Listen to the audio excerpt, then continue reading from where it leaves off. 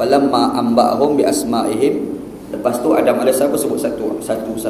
Habis dia sebut tu, Allah Ta'ala pun kata, alam aqul lakum inni a'lamu ghaibas samawati wal ardh. Adakah tidak aku telah beritahu pada kamu sesungguhnya aku ni tahu benda gaib di langit dan tahu benda gaib di bumi. Malaikat ni dia dah kagum, dia dah respect dengan Adam alaihissalam. Bila dia kagum, dah respect, sampai dia hampir-hampir nak terlupa ke Allah. Duk tengok ilmu Adam tu terlupa. Macam kita dia dengar kuliah ustaz, tiap-tiap hari dengar kuliah. Tiba-tiba datang seorang ustaz ni, ustaz ni ceramah lagi sedap daripada segala-galanya. Habis dia tak dengar dah kuliah ustaz lain. Dia dengar kuliah ustaz tu je. Ni tak betul kan? Jadi dia boleh terlupa. Dia dah kagum sangat dengan Adam alaihissalam. Dia terlupa ke Allah Ta'ala. Bila terlupa, Allah Ta'ala peringat balik. Cara Allah Ta'ala peringat, Allah Ta'ala kata, alam aqul lakum inni a'lamu ghaibas samawati wal ardh. Adakah tidak aku dah bagi tahu pada kamu sesungguhnya aku ni, ini Allah, tahu benda gaib di langit dan di bumi. Adam alaihissalam ni dia boleh cerita benda yang nampak tengok. Benda tak nampak tengok dia tak boleh cerita. Kalau dia boleh cerita pun berdasarkan kepada ada yang tukang bagi tahu, Allah Ta'ala bagi tahu. Ataupun dia boleh tahu tu berdasarkan kepada tanda-tanda. Bila ada tanda-tanda tu dia boleh tahu ada benda di sebalik tanda itu. Tapi kalau tak ada tanda ataupun Allah Ta'ala tak bagi tahu, memang Adam alaihissalam pun tak tahu. Allah Ta'ala ni ada tanda ke tak ada tanda ke, yang pasti Allah Ta'ala memang maha mengetahui. Itu Allah SWT. Jadi kalau kamu duk kagum sangat dengan Adam alaihissalam, kamu jangan lupa ada lagi alim daripada Adam, yang lebih berilmu daripada Adam. Siapa dia? Aku, ini Allah SWT. Aku ni benda gaib di langit aku tahu, benda gaib di bumi aku tahu. Dan Allah Ta'ala tahu apa yang kamu sembunyikan dan apa yang kamu zahirkan. Jadi bila Allah Ta'ala dah bagi gambaran ilmu tu, sampai malaikat pun dah terkagum, malaikat pun dah respect pada masa tu, barulah Allah Ta'ala kata, wa iz qulna lil malaikati isjudu li Adam. Dan ketika mana kami bagi tahu pada Adam, kepada malaikat, sujudlah kamu semua kepada Adam. Baru suruh. Bila suruh fasajadu, baru pakai sujud. Sujud tu pula taat terus. Dia tak ada soal-soal. Sebab apa? Malaikat ni tak soal sebab dah kagum tadi, respect tadi. Ni kaedah dalam hidup kita ni, dia mesti ada sebab dan akibat. Dia tak akan berlaku satu benda sesaja nak berlaku, dia mesti ada punca dia. Kita nak suruh anak kita sembahyang, nombor satu kita kena sembahyang dulu. Kita nak suruh anak kita tak isap rokok, kita nombor satu jangan isap rokok. Ni bapak isap rokok, perempuan isap rokok, kepu-kepu. Sampai anak tengok ni tergelap, tak nampak muka bapak, nampak muka asap. Kadang-kadang kan. Tapi anak ayah ni marah, anak jangan isap rokok, yang bapak isap rokok. Tak betul tu. Tak betul. Tak, kalau bukan, kalau nak isap tu janganlah isap depan anak. Bukan suruh isap rokok ni, tak. Yang penting jangan isap rokok. Contohlah kalau tak isap rokok tu mati. Contoh. Mana tahu, saya ni ustaz tak boleh kalau sehari tak isap rokok, nyawa saya terus letak sampai kat tekuk. Contoh kan, mana tahu ada orang macam tu kan.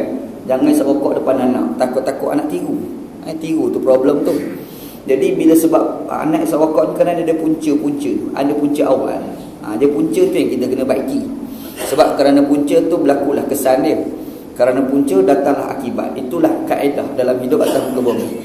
Anak isap rokok jadi punca. Punca ni mungkin ayah isap rokok, mungkin kawan-kawan isap rokok. Jadi ni faktor-faktor yang boleh menyebabkan anak tu isap rokok. Supaya juga kita nak suruh anak kita semayang. Kalau kita tak semayang, susah. Kita semayang, kita suruh anak kita semayang, barulah anak kita pun nak semayang.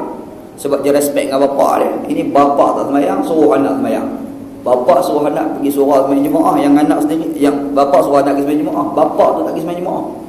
Pergi semayang jemaah lah. Apa dah kat rumah? Bapak bising macam tu, yang bapak relax tengok Doraemon kat rumah.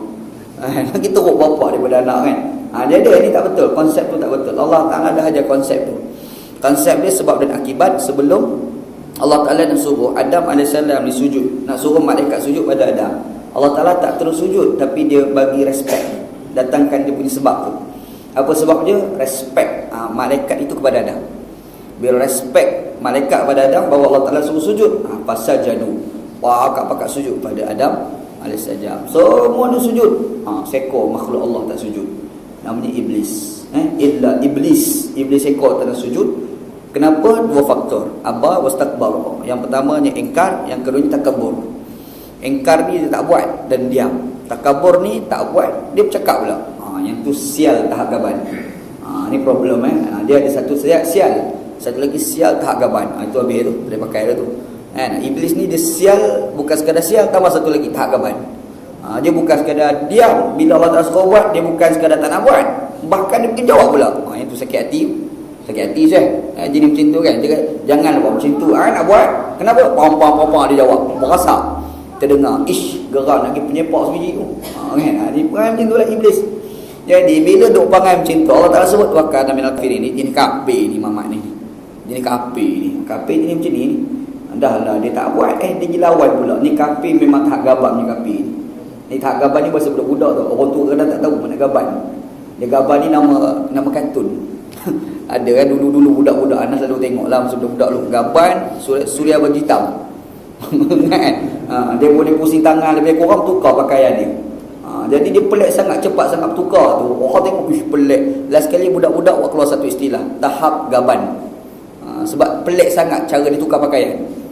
Kan? Jadi kita pun guna istilah, budak-budak kita dah guna lah. Dan anak pun dah guna juga. Tahap gaban dia pelik sangat. Kalau kafir tu habis teruk lah kafir tu kan. Inilah yang berlaku kepada iblis. Jadi Allah SWT disebut dalam ayat yang ke-34 ni ada dua karakter yang kita kena ambil pengajaran.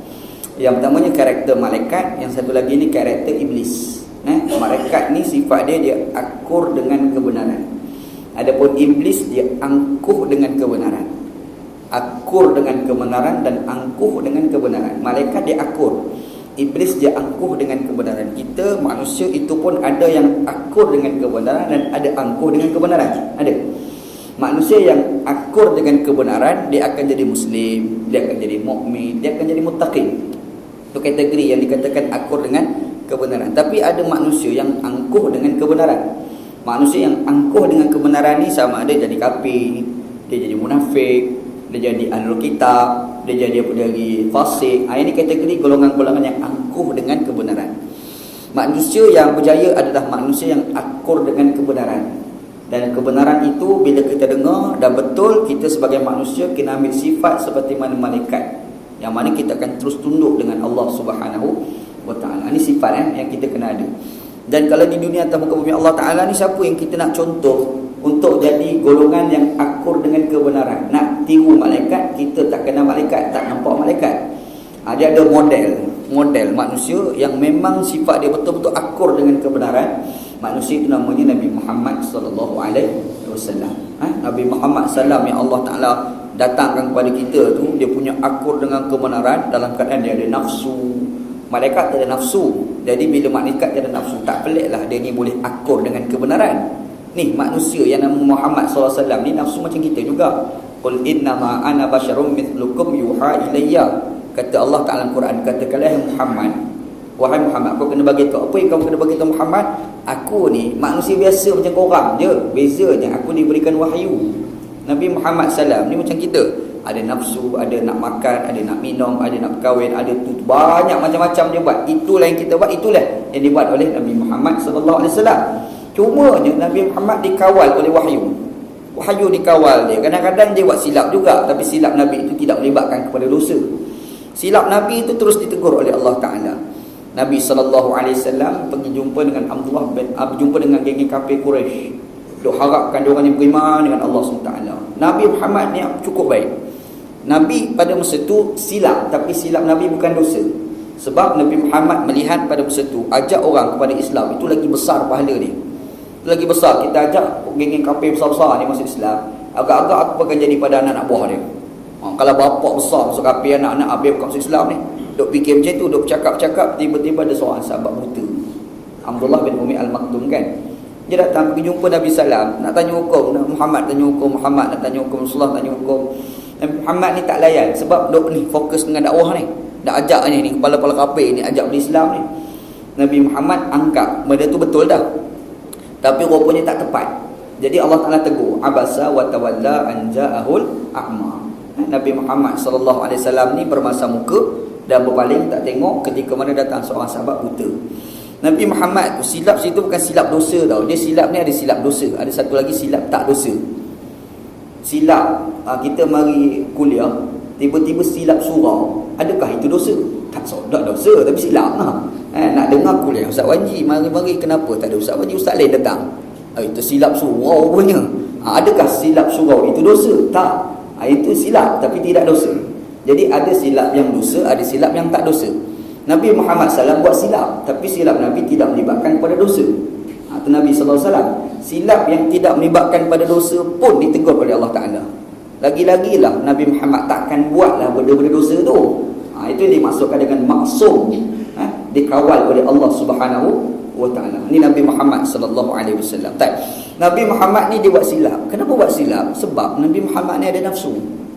Dia ada nafsu, dia ada akal. Macam kita lah, macam kita. Kita berfikir, Nabi Muhammad kita berkehendak, Nabi Muhammad pun berkehendak. Cuma kehendak Nabi Muhammad tu lain, kehendak kita lain sikit. Kehendak Nabi Muhammad ni benda-benda baik, kehendak kita ni mengarut-ngarut.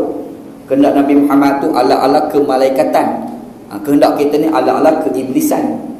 Itu beza kehendak kita dengan kehendak Nabi Muhammad sallallahu alaihi wasallam. Jadi Allah Taala bagi Nabi Muhammad tu dia model, role model. Jadi kita kena ikut dia. Kalau kita ikut betul-betul, kita akan ada sifat akur dengan kebenaran. Maka jadilah kita itu muslim, mukmin, tinggi sikit, muttaqin, bertakwa dengan Allah Subhanahu wa Ta'ala. Kan Nabi Muhammad datang dah. Ada pula satu lagi role model yang kita nak ikut, namanya iblis. Iblis juga nak mengikut. Dia mengikutlah Muhammad iblis ni. Dia follow, jadilah angkuh dengan kebenaran. Maka jadilah dia kafir ke, munafik ke, fasik ke, apa pun label pun. Yang pastinya mereka itulah golongan yang angkuh dengan kebenaran. Jadi dua karakter. Kita sebagai manusia ni kadang-kadang ada dua tu. Ada kadang dalam satu jiwa kita ni ada unsur kemalaikatan. Dan kadang-kadang dalam diri kita itu ada unsur keiblisan. Unsur-unsur keiblisan tu adalah dasarkan kehendak hawa nafsu. Lepas tu dibisikkan pula oleh iblis kat telinga kita tu kan. Ada pula unsur-unsur kemalaikatan, iaitu kita suka benda-benda baik. Penyamun juga, tapi nak baik pun suka juga. Penyamun Syekh, tapi kadang-kadang penyamun bak derma pun boleh tahan juga. Penyamun yang hebat berderma. Kadang-kadang kita ni orang kaki surah masjid, ada pula keiblisan, iaitu surah masjid tapi kena kopait. Maknanya ada unsur iblis dan ada unsur malaikat. Dalam diri kita iblis pun ada juga unsur malaikat. Itu hakikat kita sebagai manusia. Okey. Jadi macam mana kita ni? Jadilah orang yang angkuh dengan kebenaran. Jangan jadi orang yang angkuh dengan kebenaran. Gitu insya-Allah. Dengar benda betul, aku je lah. Tak payah nak melompat Jangan ada melompat. Jangan jadi macam Ibrahim Ali.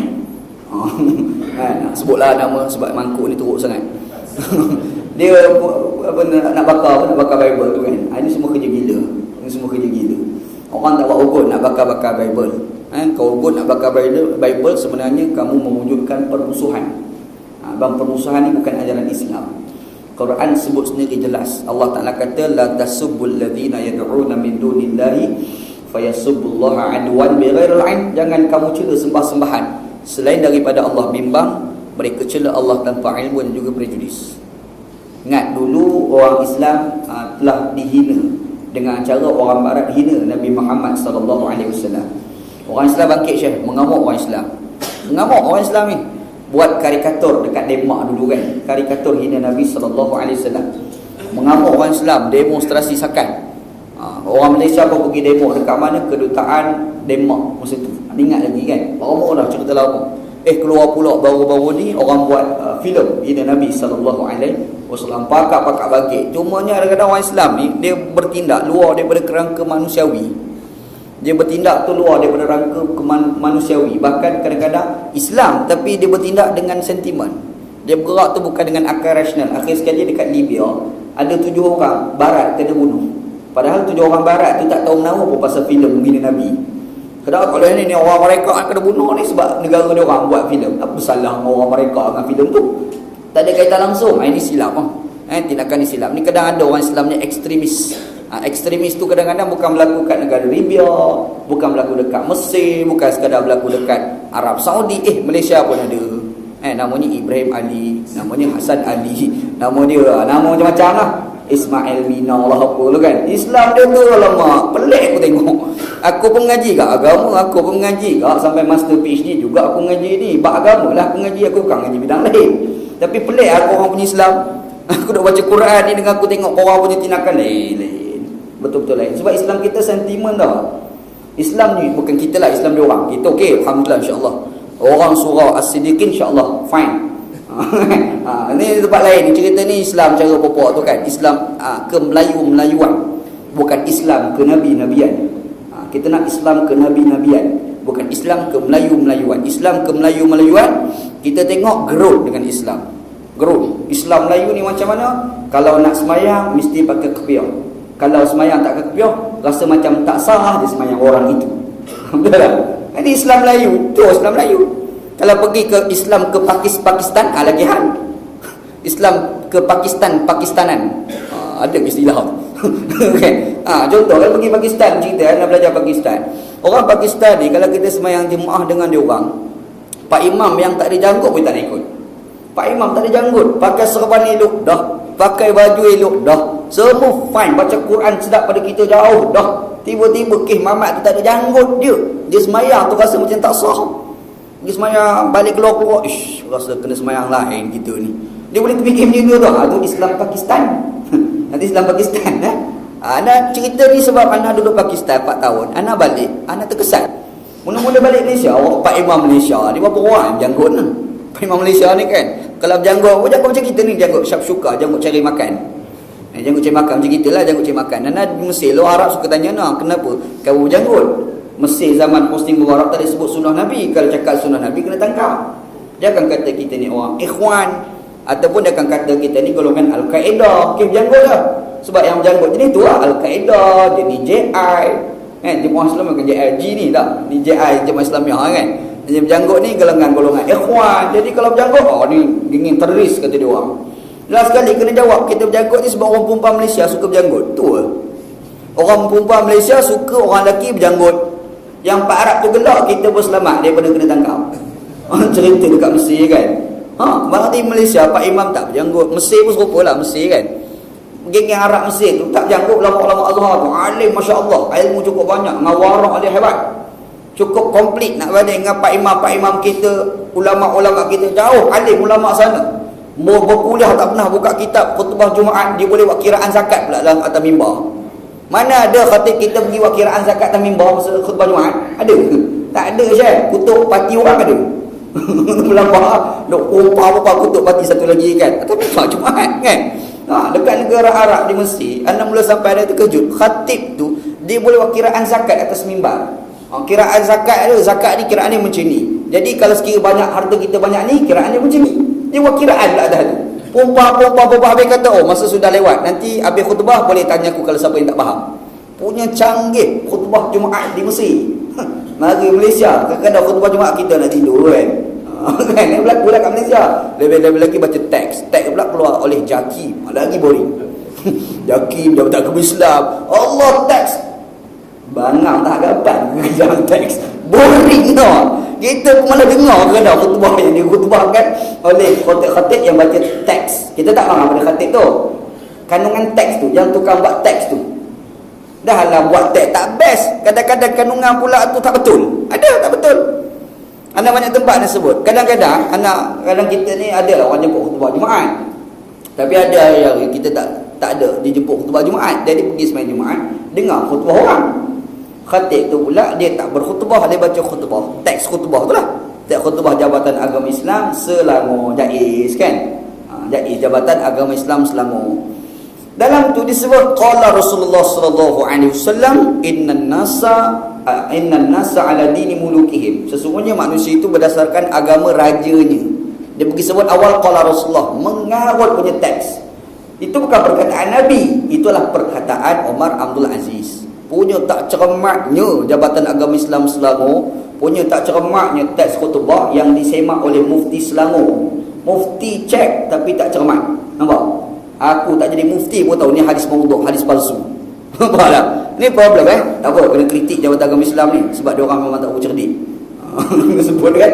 Bagi tahu kan? Tak apalah, itu satu hal lah yang kita kena fikir juga kan. Tak apa. Tapi kita nak gambarkan sifat unsur kemalaikatan itu ada pada Nabi Muhammad. Itulah model kita yang paling baik. Itu kita kena follow. Kita jangan follow style iblis, sebab iblis itu dilaknat oleh Allah dan iblis itu Allah Taala tetapkan sebagai ahli neraka. Walillah lah, kita minta lindungan Allah Taala daripada jadi macam iblis. Okey, itu ayat 34. Hari ni kita nak sambung ayat. Mukadimah panjang sangat sampai habis waktu dah. Kata Allah SWT, wa qulna ya adam uskun anta wa zawjukal jannah wa kula minha ragadan haitsu syi'tuma wa la taqraba hadhihi asy-syajarah fatakuna minaz zalimin. Kata Allah Subhanahu wa taala, dan kami berkata, wahai Adam, tinggallah olehmu wahai Adam, engkau dan juga isteri engkau, yang ni Hawa, di dalam syurga. Dan kedua-dua kamu makanlah daripada syurga itu ragadan, makanan yang sedap-sedap. Haitsu syi'tuma, kadar yang kamu mahu. Banyak mana kamu nak ambillah. Tapi wala taqraba hadhihi syajarah, jangan kamu hampiri pokok ini, fatakuna minaz zalimin, nescaya kamu daripada kalangan orang-orang yang zalim. Kata Allah SWT. Ayat ni yang pertamanya, kalau kita tengok Allah Subhanahu Taala sebut dalam ayat sebelum tu, Allah Taala memberi penghormatan kepada Adam dengan cara Allah Taala suruh malaikat itu sujud kepada Adam. Itu penghormatan yang pertama yang Allah Taala bagi kepada Adam AS. Dan ini penghormatan yang kedua pula yang Allah Taala bagi kepada Adam AS. Apa penghormatan yang kedua Allah Taala bagi pada Adam AS adalah Allah Taala bagi Adam dan isterinya duduk di dalam syurga. Itu penghormatan yang kedua. Dan memang kehidupan kita ni Syekh, kaedah dia, hidup kita bila dah berkahwin, kita mesti nak ada rumah. Itu kaedah dia. Ingat ayat ini menjadi dalil Adam AS diciptakan di bumi. Inilah dalil ni. Ini dah dalil menandakan Adam AS diciptakan di bumi, bukan di dalam syurga. Sebab Allah Ta'ala suruh, uskun anta wa zawjukal jannah, tinggallah kamu Adam dan isteri kamu dalam syurga. Suruh ni selalunya perbuatan itu belum dibuat. Macam kita tengok orang tak makan lagi, makanlah. Bermakna dia tak makan lagi. Kalaulah orang tu dah makan, kita tak suruh dia makan, tak ada kerja. Makan, member tu makan. Makan apa? Tukang makan. Betul tak? Kaedah ni kita suruh orang buat satu benda bila orang itu belum buat benda itu. Bila dia tak buat, maka kita suruh dia buat. Itu kaedah. Allah Ta'ala suruh Adam AS dan isterinya pergi duduk dalam syurga. Bermakna Adam AS itu dia duduk di bumi masa tu. Dan isteri dia pun diciptakan oleh Allah SWT pun di bumi. Cuma adalah beberapa riwayat yang menceritakan Hawa tu diciptakan daripada apa. Kalau tengok dalam Imam Ibn Katsir, Imam Ibn Katsir sebut dalam kitab tafsir dia kata Adam AS itu dicipta daripada tulang rusuk yang kiri. Hawa itu dicipta daripada tulang rusuk Adam yang kiri, yang paling bawah sekali itu, yang paling bengkok sekali. Yang tu terciptanya Hawa. Bilakah terciptanya Hawa itu? Semasa Adam AS tengah tidur, bangun punya tidur, tiba-tiba bangkit dah tengok, wah, siapa dia kamu ni? Allah Ta'ala beritahu, kalau kamu nak tahu, itulah bini kamu. Dah ada bini aku punya. Adalah bini. Jadi kahwinlah di antara Adam dengan Hawa. Jadi bila berdua, Allah Ta'ala pun dah cerita, korang dah kahwin, korang akan ada tempat tinggal. Tempat tinggal kepada syurga. Sebab Allah Ta'ala kata, korang dah ada bini, di Adam kau dah ada bini, pergi duduk dalam syurga. Orang Melayu kita nak bagi sedap sikit, dia gunalah satu istilah, syurgaku, rumahku, syurgaku. Dia pusing-pusing macam tu. Betul tak? Kalau orang nak kahwin, adalah umpama Adam dan Hawa, mengada-ngada betul.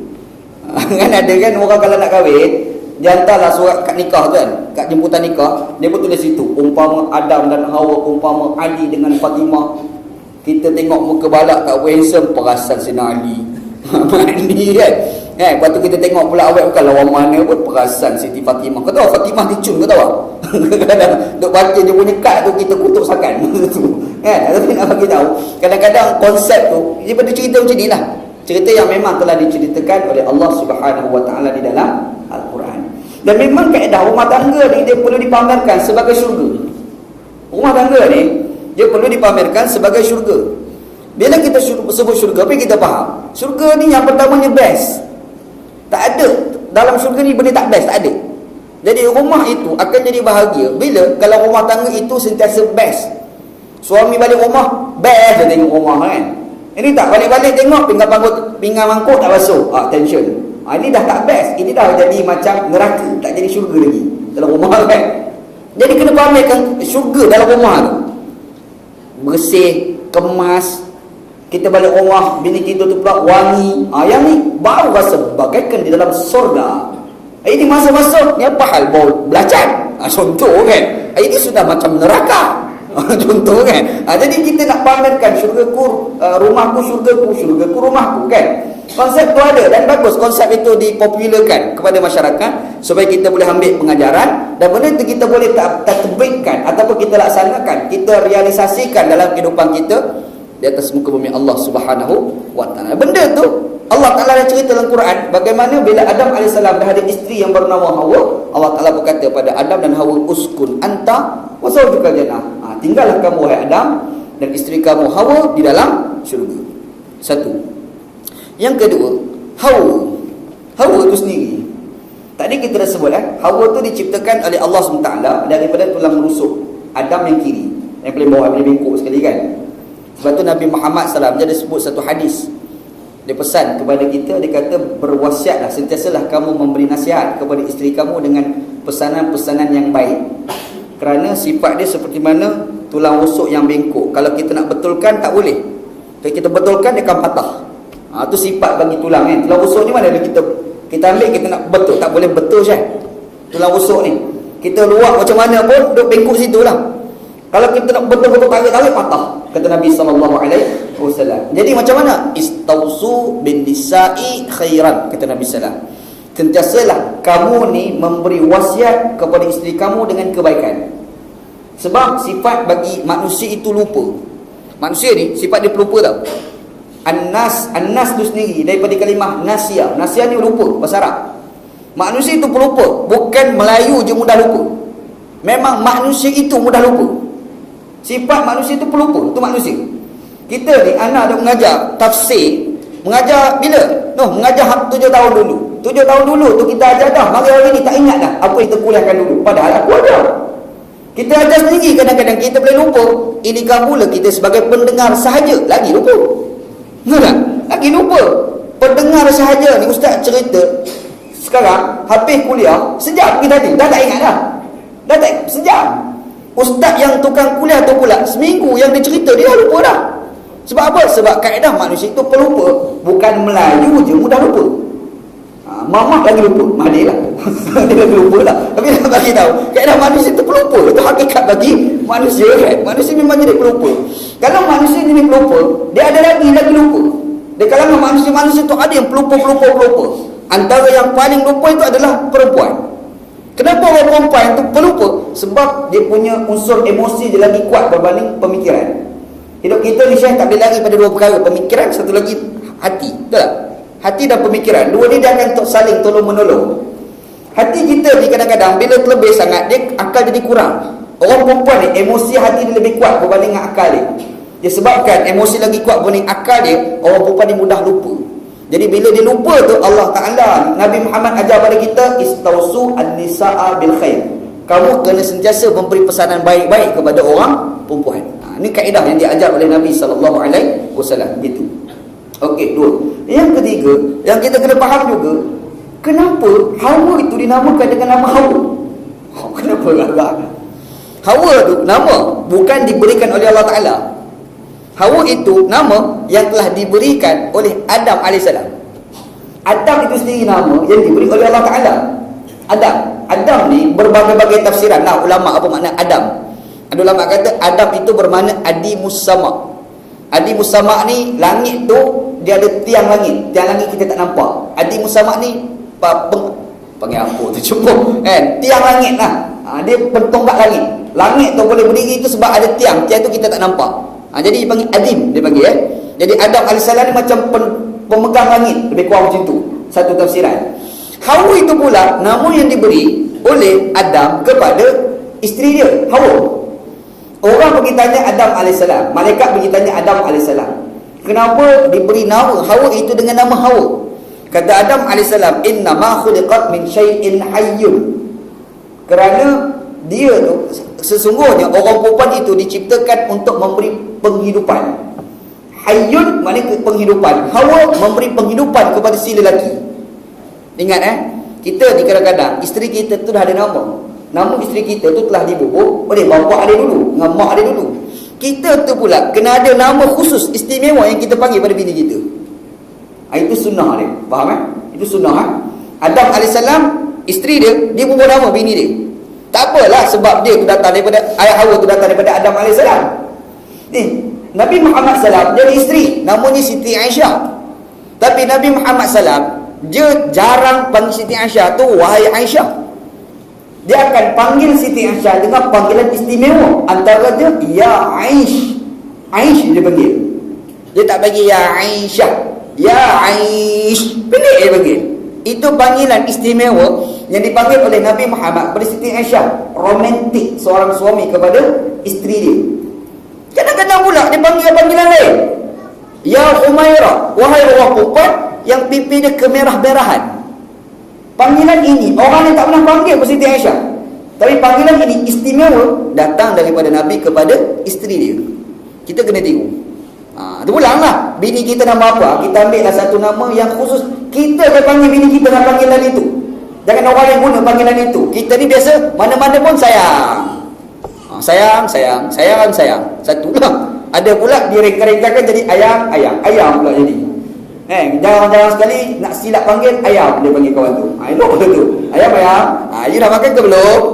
Kata suami pada isteri. Belum laki makan kambing gol. Itu bini pada suami. Eloklah tu.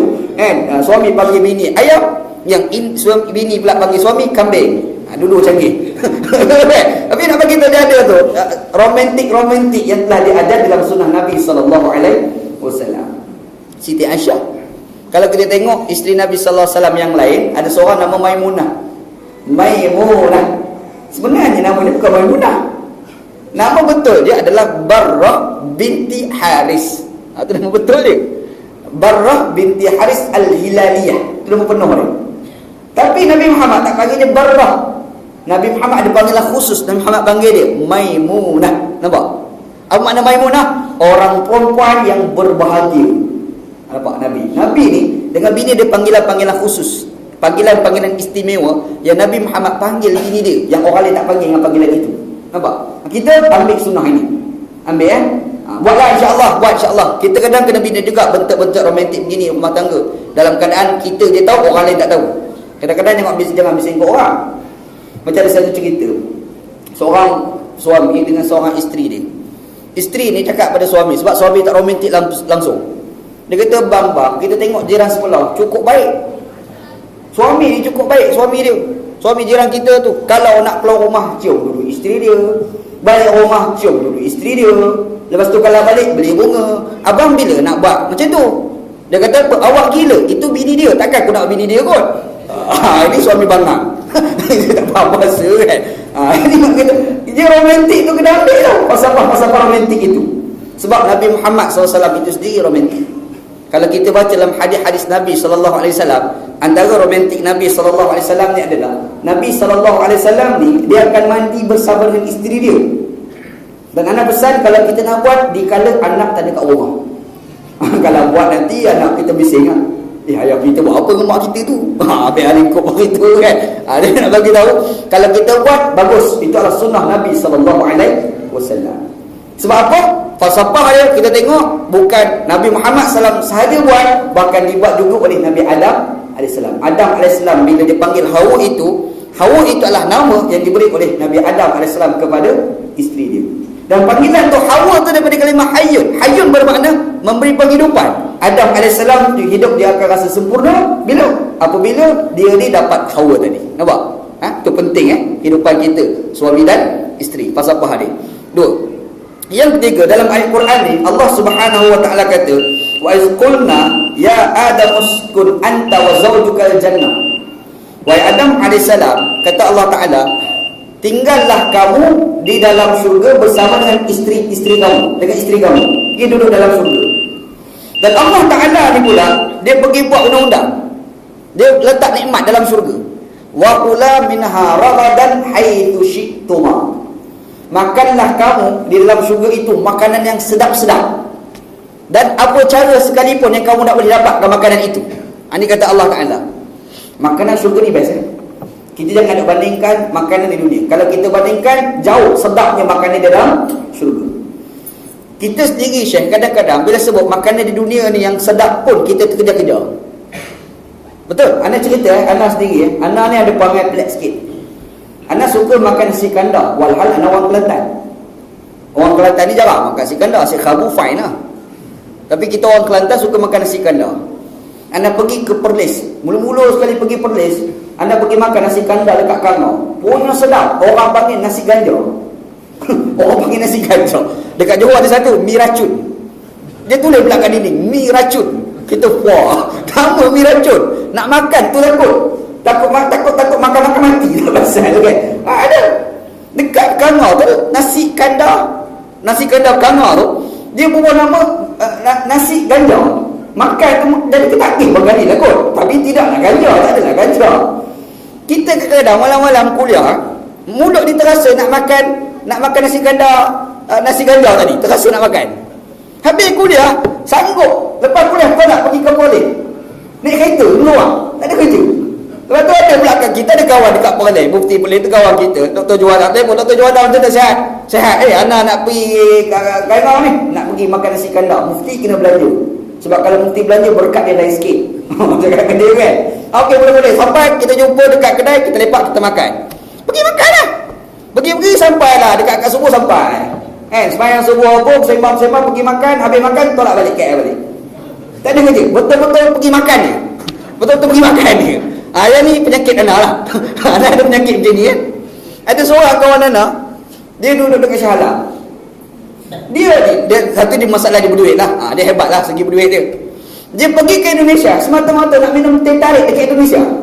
Tak ada kerja. Anak telefon dia, kat mana ni? Anak duduk kat Indonesia ada ustaz. Tadi rasa baru duduk dengan kita. Dia kata anak pergi nak minum teh. Mana dia balik? Dia pergi minum teh tu Indonesia semata-mata minum teh. Sebab dia kata di sana ada satu kedai tu memang sedap kata dia. Dekat Jakarta. Dia ada orang macam tu tau. Kita dengar cerita macam ni, ya Allah, sanggup tu nak dapatkan makanan walau kau terpaksa berjalan jauh. Cuba kita bayangkan kalau kita dapat makanan di dalam syurga. Lagi best lah. Jauh lah lagi best makanan di dalam syurga Allah Subhanahu wa taala. Anak banyak kali Perlis tu jarang. Kalau Penang selalu. Penang tu kalau Penang nak makan nasi kandak beratok. Macam tu dia, nasi kandak beratok. Spelling pun Penang dah. Spelling tu Penang dah. Duduk kat Penang. Ada pergi duduk kat Kelantan, nak balik ke KL, yang paling dekat, terus daripada KL ikut Gomusa sampai lah. Tak, pergi Penang dulu. Baru pergi Penang, pergi makan nasi kandak. Lepas makan nasi kandak, tolak balik. Tak ada kerja, tak ada kerja. Kawan anak seorang wartawan, sekarang kerja dengan Lim Guang Eng, dengan media tu kan, kawan anak. Dia kata, hang ni gila. Aku tak akan jumpa orang gila macam hang, kata dia. Hang betul-betul main, nak makan nasi kandak, kau balik. Tak ada kerja. Ada juga. Tapi nak cerita, manusia begitu memang ada. Manusia begitu ada. Antaranya aku lah. Memang ada manusia begitu. Sedap tu, dia pergi dah pun tak apa. Yang penting aku boleh dapat makan. Taste aku terlepas. Faham kan? Cuba kita bayangkan betapa sedapnya makan dalam syurga. Kalau kita boleh masuk syurga, Syekh, memang tak nak balik pada syurga. Ini cerita syurga kan. Allah Ta'ala bagi kepada Adam AS. Adam, Hawa, pergi duduk dalam syurga. Dan makanlah segala-gala makanan yang ada dalam syurga tu yang sedap-sedap. Cuma pesanan Allah, wala taqraba hadhihi syajarah. Banyaklah makanan sedap-sedap tu. Cuma ada satu makanan yang sedap juga. Namanya khuldi. Satu pokok khuldi, kalau baca dalam kitab tafsir, digambarkan pokok khuldi ni daun dia rendang dan lebat. Lepas tu dahan dia bersilang-silang. Dalam kitab tafsir sebut, dahan dia bersilang-silang dan buah-buahan dia tu penuh dekat dahan-dahan. Ini diceritakan dalam kitab tafsir, penuh dengan buah-buahan, dan selalunya buah-buahan itu dimakan oleh malaikat je. Malaikat dia makan buah-buahan itu. Allah Ta'ala kata kepada Adam, kamu jangan makan pokok ni. Bukan makan, dekat pun tak boleh. Senan Allah Ta'ala kepada Adam. Problem. Macam-macam problem. Antara problem, Iblis sudah bisik kepada Hawa. Bisik pergi makan. Pokok tu, buah tu, ada orang kata nama khuldi. Sebenarnya namanya bukan khuldi. Khuldi tu bukan nama dia. Khuldi adalah label yang dibuat oleh Iblis untuk memperdaya Adam dan Hawa. Label. Macam kita kadang-kadang beli baju serupa je dengan baju lain. Kalau jatuh koyak serupa je. Ambil gunting kerat, koyak juga baju tu. Memang terbelah lah kain tu kalau kita guna gunting. Baju je nama apa-apa. Tapi kalau nak beli baju mesti Adidas. Kenapa Adidas? Kenapa tak beli baju Adibas? Kenapa tak beli Adibas? Nak beli kasut mesti ada Adidas dekat belakang. Kenapa tak beli kasut Adibas? Tak boleh. Kalau beli Adidas nampak Amerika. Kalau Adibas tu nampak golok. Nampak golok tu. Orang ni dia boleh terpengaruh dengan label tau. Dengan label orang cukup terpengaruh. Dan memang kaedah manusia mempengaruhi pemikiran orang dengan label. Dulu orang Islam kita di Malaysia terpengaruh dengan satu label, Islam Hadari. Betul tak? Terpengaruh sampai parti pembangkang ni teruk je tu.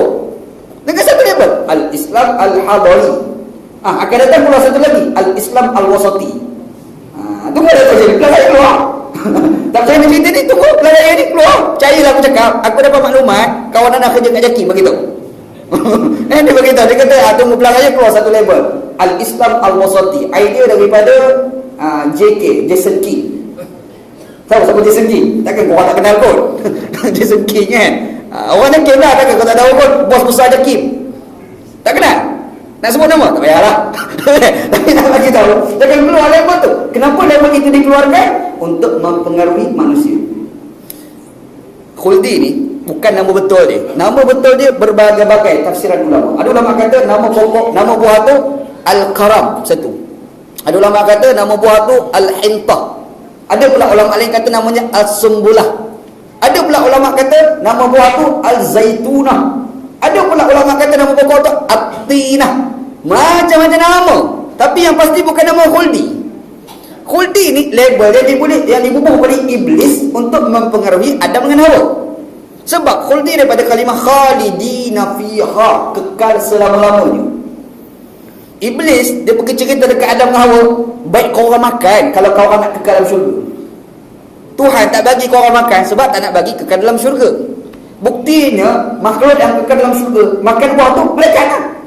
Malaikat tu kekal. Adam ni tak layan. Bawalah aku iblis. Hawa rembat. Hawa rembat dulu. Biasalah Syekh, kita jual barang ni pun yang selalu mendesak nak beli ni orang perempuan, orang lelaki jarang. Tak layan. Dan orang perempuan tu, Ustaz, nama bagus ni bang, belilah bang. Nama ni, nama. Kira apa nama dalam tu? Penyama tak tahu. Kan?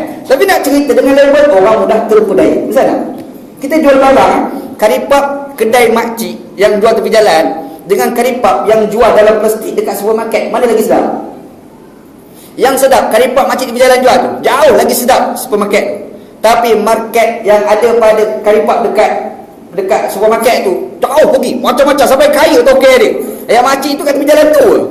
Kenapa? Label. Manusia ni mudah terpedaya dengan label. Iblis nak mempengaruhi manusia, dia guna label. Dan kita pun terpedaya dengan label. Kenapa kita boleh terpedaya dengan label? Sebab tok nenek kita dulu dah terpengaruh dengan label, iaitu khuldi. Iblis bisik, makan apa? Tak nak makan. Kalau kau nak ke dalam syurga, hawa rembat Syekh, makan. Pompa makan.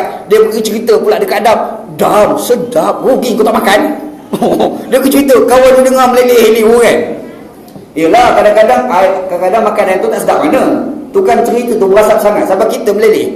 Ada juga macam tu. Anak belajar Pakistan tu ada seorang kawan, kalau buat cerita ni hidup, dia cerita tu dia tipu tapi cerita betul-betul. Jangan dia korang cerita wah jadi cerita tau. Dekat Pakistan satu jenis makanan tau, dia ambil susu tu, lepas tu dia buat beku, tawak ya susu tu. Tapi dia di kawan anak dia minta dia makan, sedap dia buka, dia makan sedap. Kita tengok dia makan, minta satu macam ni, kita minta dia makan, tak rasa apa pun. Lepas tu orang kenapa minta, terpedaya dengan dia pergi cerita tu canggih sangat. Kita terpedaya dengan cara cerita tu. Hawa ni dah lah makan, dia pergi cerita kat Adam, rugi dah pun makan, sedap. Cerita pula raya-raya cerita. Yang kawan dengar, ya ke? Dia pun rembat. Rembat, marah Allah Ta'ala. Bila rembat, apa pun buat? Allah Ta'ala pun perambat Adam keluar daripada syurga. Wala taqrabu hadhihi syajarah. Jangan kamu hampiri pokok ini, kata Allah. Fatakuna minaz zalimin. Nescaya kamu daripada kalangan orang-orang yang rugi. Orang timbul soalan, kenapalah Adam pergi makan? Kalaulah Adam tak makan, kan kita boleh duduk dalam syurga, kan best. Salah lah. Kalaulah sekiranya Adam dalam syurga, mungkin kita tak ada. Kan? Disebabkan Adam disampaikan dunia lah menyebabkan kita ni ada. Betul tak? Alhamdulillah lah sekali fikir. Satu. Yang kedua, kita kena akui, itulah bukti manusia tu sifat dia lemah. Wa khuliqal insanu dha'ifan, diciptakan manusia itu dalam keadaan lemah. Itulah hakikat sebagai manusia. Bila kita sedar kita ni lemah, barulah kita tak akan rasa canggih sangat berbanding dengan Allah Subhanahu wa Ta'ala. Jadi Allah Ta'ala ni bila campak Adam keluar daripada syurga, kita jangan marah pada Adam AS. Jangan marah. Ni Adam dah ni pergi rembat bakhuli, kalau tak kita boleh di syurga. Yang fikir macam tu. Itu kesilapan Adam AS yang telah diampunkan oleh Allah Subhanahu wa Ta'ala. Gitu. Dan Adam AS Allah Ta'ala sebut fatakuna minaz zalimin, kau pergi dekat juga buah khuldi itu dan kau pergi makan juga, nescaya kamu daripada kalangan orang-orang yang zalim. Adam AS ni dia buat kesilapan sikit makan buah khuldi. Buah khuldi, zalim pada diri sendiri. Dia tidak menzalimi orang lain, dia menzalimi diri sendiri pun. Dia perangat keluar daripada syurga. Agak-agak kalau orang tu melakukan kezaliman kepada orang lain, agak-agak ada harapan nak masuk syurga. Lu fikirlah sendiri ya. Sebab Adam AS tu dia buat silap sikit, dan zalim itu tidak melibatkan orang lain tau. Dia tak rembat pun harta orang, dia tak rembat pun harta rakyat, dia tak tipu pun rakyat. Dia tak tipu. Kita cek tipu, bukan tipu sikit, berlambak pula tipu. Siap pula ugut pula, masuk surat khabar muka depan singa harian, risiko tukar kerajaan. Nampak? Nak tipu dia tu. Apa lagi? Risiko tukar kerajaan. Cek, jangan percaya surat khabar. Nak bagi tahu surat khabar ni dia cerita risiko tukar kerajaan. Sebenarnya dia nak spin pulau otak kita supaya kita jangan tukar kerajaan. Tu point dia.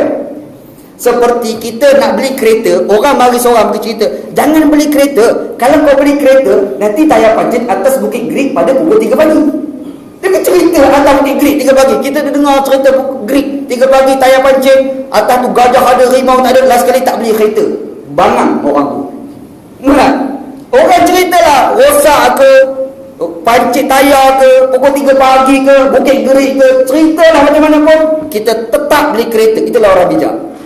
Kalau tak beli kereta disebabkan orang cerita dekat kita tayar rosak atas Bukit Grig, orang itu bangang. Kita baca surat khabar, jangan tukar kerajaan, hari risiko besar, kita ikut, kita bangang.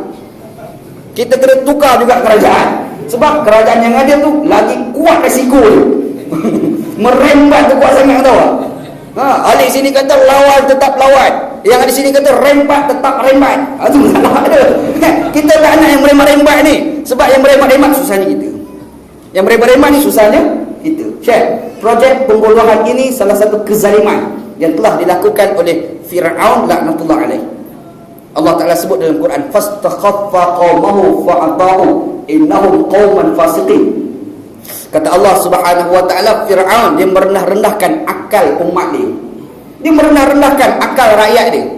Projek pembunuhan, dia tak bagi kita bercakap. Kalau cakap terus dibunuh. Kita tak boleh nak komplain dia. Kalau dia komplain, kita akan ditangkap. Ini dilakukan oleh Fir'aun. Apa tujuan? Fa'ata'u, supaya semua kaum ni taat pada dia. Kalau kaum itu taat, kata Allah, innahum qauman fasikin. Itulah kaum yang disebut sebagai fasik. Wal'adzubillah. Cek, kita nak bagi tahu ada projek pembunuhan, dan projek pembunuhan itu merendah-rendahkan akal kita. Itu pun dikategorikan sebagai zalim. Nabi Adam AS dia melakukan kesilapan diri dia dengan Tuhan. Dia dengan Tuhan, tak melibatkan orang lain. Allah Ta'ala dah kata dia tak layak duduk dalam syurga, kena perambat keluar dari syurga. Lebih-lebih lagi, akan tak layak masuk syurga adalah orang yang telah melakukan kezaliman kepada orang lain. Wal'adzubillah. Minta perlindungan dengan Allah Subhanahu wa Ta'ala. Minta perlindungan Allah Ta'ala. Sambungan ayat, kata Allah Ta'ala, fa'zalahum asyaitanu anha wallahu a'lam. Wallahu a'lam. Sebelum mana tutup ni, ada tiga soalan daripada SMS kawan-kawan kita tadi. Soalan dia pelik. Dia kata, apa hukum takut dengan hantu? Anak pening. Kenapa ada soalan macam ni? Apa hukum takut dengan hantu? Haram ke takut dengan hantu? Soalan dia macam ni. Dia takut ni satu fitrah yang ada pada diri manusia. Sifat manusia tu ada takut. Sebab itu ada orang takut bini. Sebab hakikat takut memang ada pada orang. Ada orang dia takut dengan harimau. Dia ada orang takut ni fitrah. Takut pada hantu itu fitrah. Jadi takut pada hantu tu tak berdosa. Tapi sebenarnya dengan hantu tu tak perlu takut. Macam tu. Macam tak dosa takut bini, tapi tak sewajarnya orang itu takut bini. Faham tak? Tak sewajarnya orang takut bini, tapi bini itu perlu dihormatilah. Takut bini ni tidak sewajarnya. Tapi adakah bila orang takut bini maka orang itu sudah berdosa? Tak. Orang takut hantu itu tidak berdosa. Tetapi tak sewajarnya kau takut dengan hantu, kerana hantu itu tak wujud ke tak wujud dalam. Kadang-kadang dia sebut takut hantu, dia sendiri tak pernah tengok hantu pun. Tak pernah tengok hantu, tapi takut dia Allah Maha tahu. Allah Ta'ala Maha tahu. Buat apa takut dia dengan hantu? Dia naik basikal tu, kat dalam biasa tu okey, tapi kat kubur dia dah rasa lain. Dia rasa lain. Dia tengok ada kain sikit bergerak. Sudah, hantu lambai kaku. Padahal bukan pun. Angin tiup kain tu, rupa-rupanya bendera parti mana tak tahu. bendera parti hantu air. Contoh kan. Orang Melayu itu laju kan. Takut tu kan. Adakah takut itu dosa? Tak. Takut itu tidak dosa. Tapi tak sewajarnya kita takut. Gitu insya-Allah. Gitu. Tak. Satu. Yang kedua, apa hukum berkawan dengan orang kaki maksiat? Boleh ke tidak kita berkawan dengan orang kaki maksiat? Boleh, tak ada apa pun. Kita tak payah cerita kawan dengan orang maksiat, kawan dengan orang kafir pun tak apa. Berkawan dengan orang kafir pun tak apa. Ini kan pula kita boleh berkawan dengan orang kaki maksiat. Cuma masa berkawan jangan kita terpengaruh dengan maksiat yang dilakukan oleh orang yang maksiat itu. Dan maksiat kita kawan dengan kita buat maksiat, itu tak boleh lah. Lagi baik kita kawan dengan dia, kita kena fikir nak berhentikan dia daripada melakukan maksiat. Jadi hukum asal berkawan dengan orang yang kaki maksiat, hukum dibenarkan di dalam Islam. Tak ada apa, tak ada masalah apa pun. Nabi Muhammad SAW kawan orang kafir. Nabi Muhammad pun ramai kawan orang kafir. Berapa ramai orang kafir yang berkawan dengan Nabi SAW. Kalau kawan orang kafir boleh, dengan orang maksiat, orang Islam lagi-lagilah boleh. Boleh insya-Allah. Kalau kawan dengan orang maksiat ni berdosa, kita berkawan dengan orang tak semayang tak boleh, tahu tak? Sebab orang tak semayang tu dosa lah tu. Nampak? Jadi berkawan dengan orang maksiat ni tak ada masalah apa pun insya-Allah. Okey, kita start semayang, azan belum lagi habis. Lorak sangat Muhammad ni. Azan Allahu Akbar dekat rumah terus Allah Akbar semayang. Contoh. Boleh ke tidak? Jawabnya boleh, cuma ni tidak baik. Azan ni Imam As-Sayuti dia pernah pesan, kalau orang tengah azan, kita buat apa tindakan kena berhenti.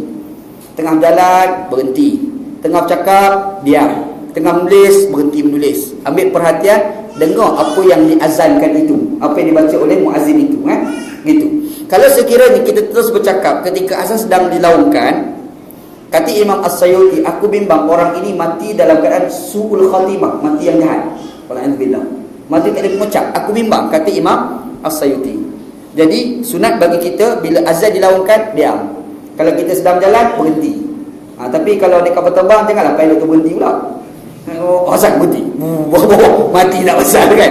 Tapi nak bagi tahu yang tak timbul mudarat ni tak apa kan. Tak ada masalah apa pun. Kalau sekiranya kita azan, kita terus semayang, hukum semayang itu adalah sah, tak jadi apa-apa masalah pun. Cuma ada kadang-kadang orang timbul persoalan, dia semayang dulu, dia anggap waktu semayang dah masuk. Tiba-tiba tengah semayang, dia pun dengar orang azan. Macam mana masalah semayang ni? Pada masa tu tertakluk kepada hati kecil dia. Kalau sekiranya hati kecil dia mengatakan bahawasanya baru masuk azan, semayang dia tak sah. Dia tengah semayang, azan, dah baru masuk waktu punya, semayang tak sah. Faham Ada satu lagi, dia tengah semayang, tiba-tiba azan. Bila azan, dia kata, Pak Bilal ni lambat. Dia kata Pak Bilal pula salah. Ketika itu semayang dia adalah sah. Faham dia kena tengok hati kecil dia. Hati kecil tu macam mana? Semayang dah masuk ke ataupun tidak? Gitu. InsyaAllah. Okey, yang keseluruhannya terakhir, solat subuh pada pukul 6.30 pagi. Boleh ke tidak? Semayang sunat qabliyah subuh pada pukul 6.30 pagi. Boleh, tak ada apa pun. Yang penting jangan terkeluar daripada waktu semayang. Anak besar kalau sekiranya subuh habis pada pukul 7 contoh dan kita start semayang subuh pada pukul 6.56, 4 minit lagi nak habis. Contoh 4 minit lagi nak habis. Jangan baca qunut subuh. Masa kita semayang subuh, jangan baca qunut subuh. Dan jangan baca surah yang panjang-panjang. Jangan. Sebab kalau kamu baca surah yang panjang-panjang dan juga kita baca qunut subuh, padahal bacaan itu adalah sunat sahaja, dia akan menyebabkan kita terlanggar waktu haram. Baca itu sendiri boleh jadi haram. Ma'adda ilal harami fahuwa haram. Perkara yang bawa kepada haram, maka buat benda itu juga adalah haram. Faham ini kaedah hukum. Jadi kalau kita terlewat semayang lah, contoh hari itu tidur lewat, orang azan pun boleh tak sedar, sedar-sedar pula dekat-dekat dengan subuh, kita pun semayang. Semayang pada masa tu jangan baca qunut subuh. Tapi kalau qadha tu cerita lain. Dah qadha sebab dah keluar. Macam mana hari itu subuh gajah? Orang Melayu kita pun ada satu istilah subuh gajah. Tak tahu sebab apa Mungkin kerana gajah itu berat. Dan orang ni tidur kain selimut dia mungkin berat seperti gajah. Jadi dia pun sudah lewat. Orang Melayu kita buat label subuh gajah. Melayu. Tengok orang Melayu kita ni kan. Jadi contoh kalau kita dah terlepas daripada waktu, kita kena segerakan semayang kita itu. Segerakan qadha semayang kita Dan masa tu kalau kita nak baca surah panjang ke, kita nak baca doa qunut ke, baca je lah. Sebab memang dah keluar daripada waktu. Yang nak cerita dalam waktu lagi. Dekat-dekat dengan waktu keluar tadi kan. Pada masa tu jangan baca yang sunat-sunat, baca yang wajib-wajib sahaja. Sebab kalau kita baca yang sunat, nanti bimbang terlanggar waktu yang haram. Bila langgar waktu haram, perbuatan baca yang sunat itu sendiri boleh jadi haram. Ingat insya-Allah begitu. Habis dah. Wallahu a'lam. Wallahu a'lam. Sallallahu ala sayyidina Muhammad wa ala alihi wa sahbihi ajma'in. Walhamdulillahirabbil alamin. Bismillahirrahmanirrahim. Alhamdulillahirabbil alamin wassalatu wassalamu ala asyrafil mursalin wa ala alihi wa sahbihi ajma'in. Allahumma rzuqna ilman nafi'a. Ya Allah, Tuhan kami, rezekikan pada kami ilmu yang memberi manfaat, wa amalan salihan mutaqabbala, dan amalan yang salih, dan amalan tersebut diterima, wa rizqan halalan thayyiban, dan rezeki yang halal dan rezeki tersebut baik. Rabbana atina fid dunya hasanah. Ya Allah, Tuhan kami, berikan pada kami kehidupan kami yang baik, fil akhirati hasanah, dan juga di akhirat baik, wa qina adzabannar. Selamatkanlah kami daripada azab api neraka. Sallallahu ala sayyidina Muhammad wa ala alihi wa sahbihi ajma'in. Alhamdulillahirabbil alamin. Taqabbalallahu minna.